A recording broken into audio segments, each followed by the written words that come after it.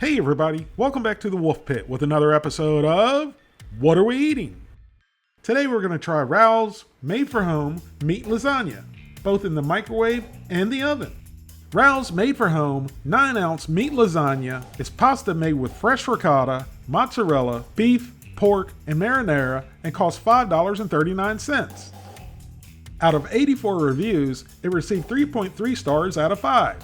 A viewer gave me a great suggestion the other day and asked when I was doing the reviews if I would post the worst comment and the best comment of the reviewers. And I like that idea, so here goes.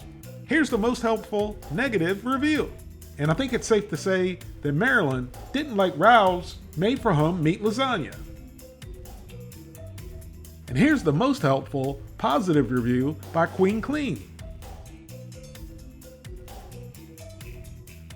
Here's the very short but impressive ingredient list.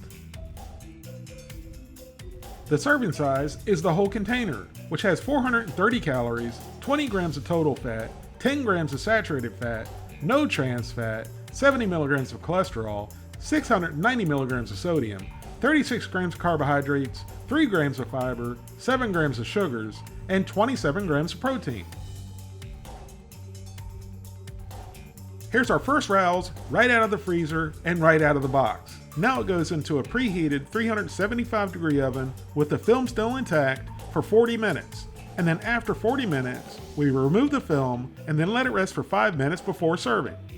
And then the second lasagna goes into the microwave with the film still intact for 3 minutes on high.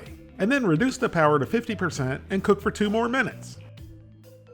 Here's our Raoul's made-for-home meat lasagna after microwaving on high for 3 minutes and then microwaving for 50% for another 2 minutes. So we cut into the Raoul's meat lasagna to see what's inside and then give it a taste. So we forked up a bite from the corner because that's usually where the little brown tasty bits are, but there were no tasty bits to be found. As I lifted up the fork, I could see exactly what Marilyn, the reviewer, was referring to.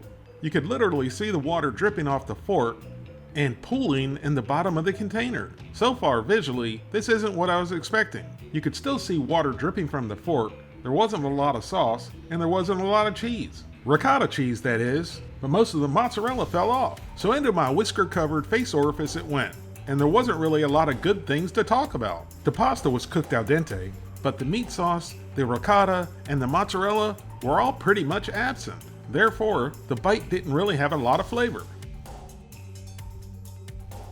Next, we went in and scooped up the top layer.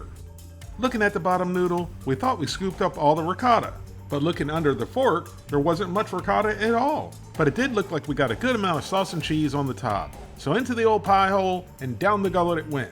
And there was a little more flavor due to the sauce and the cheese in this bite.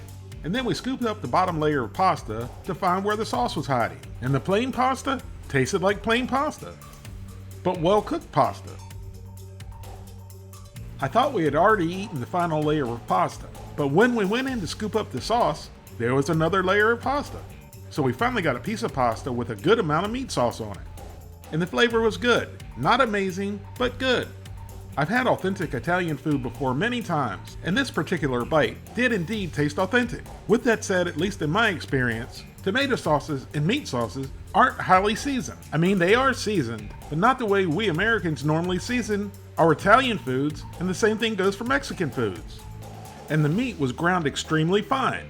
Even though I think this tastes good and authentic, I can certainly see where reviewers like Marilyn would say it's bland and didn't have a lot of meat. And I do have to also say that this was lacking cheese, both ricotta and mozzarella. Marilyn, the reviewer, didn't say how she heated up her lasagna, but from the way she described it and the way this one turned out, I'm gonna bet she cooked it in the microwave. Which I guess you could say teaches us a lesson about frozen foods. Even though you shouldn't have to, if you really wanted to like the product and it didn't turn out the way you expected it to, and it has another recommended way of cooking, buy another one of the same meals and cook it the alternative way and see if you do indeed dislike the food, or if how the first way you cooked the food was what was causing your dissatisfaction and not the food itself. So let's move on to the oven version of the meat lasagna. Here's our Raoul's meat lasagna after baking at 375 degrees for 40 minutes and then resting for 5 minutes. Once again, we went into the corner for our first bite, in hopes of getting a little bit of overcooked crispy cheese, and we struck gold with the crispy cheese, but we must focus on how nice and clean that bite came out compared to the microwave version. No pooling of water in the bottom of the container, and the bite of lasagna held together nicely like it should. The oven version of this meat lasagna not only looked like a different lasagna, once it entered my pie hole, it felt and tasted much different as well. Unlike the microwave version of this lasagna, I was able to get a complete bite of the perfectly cooked pasta, the ricotta cheese, the meat sauce, and the mozzarella cheese. I felt like I was Michael Corleone eating in Louis' restaurant right before he whacked Captain McCluskey. The positive reviewer, Queen Clean, hit the nail on the head when she said it tasted homemade and authentic. And by her description and the way this one turned out, I'm going to assume she cooked it in the oven as well. We peeled back the top layer of pasta, which had a sufficient amount of delicious meat sauce and mozzarella. And then we peeled back the second layer of pasta, which also had a sufficient amount of ricotta cheese. And then onto the final layer of pasta, which had a good amount of delicious meat sauce on it.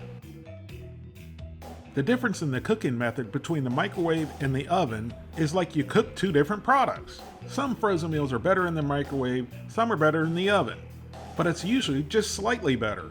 But as you can see, and I can taste, the difference in the two different cooking methods is like night and day. If you love Stouffer's lasagna and you think it's the best lasagna you've ever had, save your $5.39 because you're not going to like Rao's lasagna. That's not a knock on Stouffer's lasagna or Rao's lasagna. An example would be, if you say you love Mexican food and Taco Bell is your favorite, then you don't even really know if you like real authentic Mexican food. There's other examples, but I hope you, the people, understand what I'm saying. So if you want to go out on a limb and spend $5.39 and try a pretty decent, frozen, authentic meat lasagna, then get the Rao's meat lasagna and cook it in the oven. So here's my review for Rao's made-for-home meat lasagna. We're going to skip the review for the microwave version for obvious reasons. The Rao's made-for-home meat lasagna is quite pricey, and a total waste of money if you cook it in the microwave. However, cooked in the oven, I would say it's worth the $5.39, not for the quantity, but for the quality of the finished meal. So I'm giving Rao's made-for-home meat lasagna, cooked in the oven, a 4 out of 5. Thank you all very much for watching, and I'll see you soon.